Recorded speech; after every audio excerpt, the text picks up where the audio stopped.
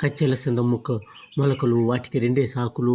ISRO crops ప్రయోగం విజయవంతం. బెంగళూరు జనవరి 6. PLV-C-60 rocket ప్రయోగంలో భాగంగా ఇస్రో రోదసిలో పంపిన అలనంద విత్తనాలు మొలకెత్తాయని, వాటిని 2 ఆకులు కూడా వచ్చాయని ఇస్రో సోమవారం ప్రకటించింది. రాకెట్ 4వ దశలోని PNC-LV orbital experimental module FOEM-4 ద్వారా 24 పెల్ట్రోన్లను ఇస్రో రోదసిలోకి పంపింది.